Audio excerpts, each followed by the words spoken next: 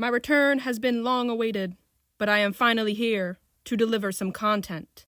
Hopefully you guys like it because I spent a very long time on this video. I traversed the open waters of the sea on about the crappiest 8-hour flight I've ever been on. I toured around Italy for a week and did some pretty touristy things, while also marveling and gagging about all the unique history behind every building and all the ruins. Brother, call me a nerd the way I knew everything my tour guide said. I took a lot of inspiration from all the architecture and history, and upon my return home, I really wanted to do some studies as well as world building my OCs, which are based off the Romans and Greeks. I was really excited to start drawing, and then I forgot, and now it's a month later. So let's finally start doing some of these studies because I actually have time. Without further ado, let's just get drawing. Actually, hold on, I have some more things to talk about. I wanted to give a really brief overview of this civilization and the characters behind it. So in this world, there is a magic web. It may look intimidating, but it's essentially the 4 elements. And the Roman and Greek aesthetic belongs to the air people. Air people are classified by their harnessing of air magic and physical attributes pertaining to any animal with wings, basically. There is another divide and classification of air people. Some are called wingeds, and they have feathers and look more like birds, and others are called fairies, which look more like insects and flying bugs, like a butterfly. Even though they are different animals, all of these people fall under the air people umbrella, which is based on their magic. And sometimes magic can differ, varying between their animals. And it's a whole big lore thing that I'm not going to get into because it's a little too much to explain. Let's get onto the drawings, for real this time. Hey guys, so before we actually start getting into the drawings and stuff, I want to put out a little disclaimer because all of these drawings are historically based, but not accurate, and they are not meant to represent one period in time, okay? So it's all fictional, just very inspired. Don't take it too seriously. In this first drawing, this is my character Harpa. She is the current queen of the air people and their capital. For the longest time, I never really knew what to dress her character in because, I didn't have any royal fashion sense yet. But after visiting Italy, there was so much beautiful stuff that I was like, I know exactly what to put her in now. So I gave her, a nice dress with a corset. Corset was not a thing back then, as far as I know, especially a golden one, which is what she's wearing. The rest of her dress is actually based on real clothing for wealthy Roman women. The dress is called a stola, and it was just a white overdress that would go on top of her base layer, which was called a tunica, and it was another dress. She's not exactly wearing one right here because it doesn't work with her design, but she's wearing a white stola. And then I adapted something called the palla, which was like a cloak. It's the blue fabric draped over her hip, which I thought just kind of looked better, and draping fabric over her wings would probably not be practical in the end of the day. I also designed a crown based off of some surface level pictures and research that I found of just crowns.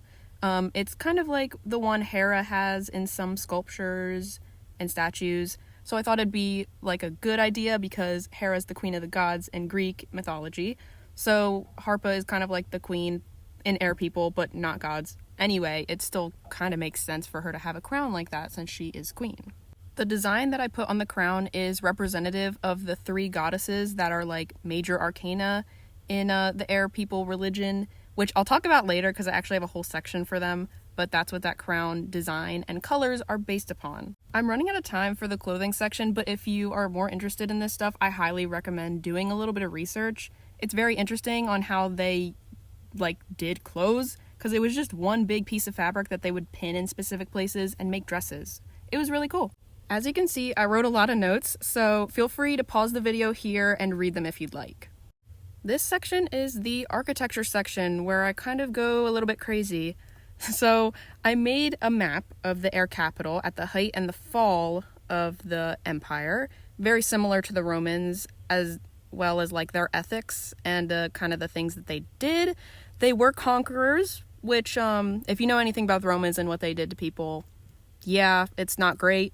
And very similar to Rome as well, the capital is port-like, where they have a sea opening and have lots of trade and commerce and all of that kind of stuff around. In that capital, the little black dot on the maps represent the statue that I'm designing right to the right. And this was their statue. The air people, they are obsessed with this statue. And also there's some mythology behind it that the angel of power, who it is depicting, which is one of their goddesses, is trapped inside that statue. But it's not like trapped in a bad way. It's like trapped as in like she's overlooking them and keeping them safe and also showing power. That's what the statue is for. It's to show power when people come in to bring their trade, their goods, their politics, whatever. The statue is there to show them that they mean business. I also took some inspiration from Game of Thrones and the free city of Braavos, which has like those big Titan statues that are kind of similar to this outside their city, which is also a port and is also kind of Roman. So this was the first architecture piece done, and I have another one, which is a house design. I visited Pompeii when I was in Italy and saw some really beautiful houses, and pretty much the layout is the same for this inspired piece, but I switched around the rooms. The rooms would not be like this in a normal Roman house, except for like the garden maybe, but that's kind of it. The garden and the atrium would be the normal room placement, but everything else is kind of just made up. Also, I saw some fountains, which were technically like street markers because they didn't have street names. It was like, oh, this fountain on that street. That was like your street sign. But I really wanted to make a fountain because it's so beautiful and you can see like the little divot from people touching it so much. Sorry to get a little bit passionate about the fountains, but I really do love that touch of like the marble being worn down because so many people use it. Anyway, now that the architecture is over, this is the religion section, which is pretty much goddess designs, essentially, because there are 3 major arcana, as I said earlier. Along with these 3 major goddesses, there is also like a quote-unquote boss deity, which is called an overseer, and is essentially the embodiment of that element, but I don't have a design for it, and I don't want to design it, because it's like supposed to be interpretive to every character, so if there was a design, it would kind of ruin that little bit of magic. Anyway, this is the Angel of Wisdom, and she is a representative of royalty, as you can see by the blue in her design. I chose an owl for quite obvious reasons, as they are so associated with wisdom and all of that kind of stuff, similar to Athena, the Greek goddess, or Minerva, the Roman goddess, essentially the same thing, really. Next up is the Angel of Health, who is an Alexandria's birdwing butterfly. That's her animal. There's no real reason for her being the Alexandria's birdwing other than the fact that it's from Animal Crossing, and Animal Crossing is so nature-y to me. She is very Demeter-inspired, which you can see from the cornucopia and a lot of her domains, but she is also a common people god. Like, she prefers the common people, she works with the common people, more like in touch with them, as like the Angel of Wisdom is for royalty, the Angel of Health is for the common people, and the Angel of Power is for the military. They all have their respective like divide, but in tandem they make like the complete empire in a way. The empire wasn't always complete because it didn't always have its goddesses.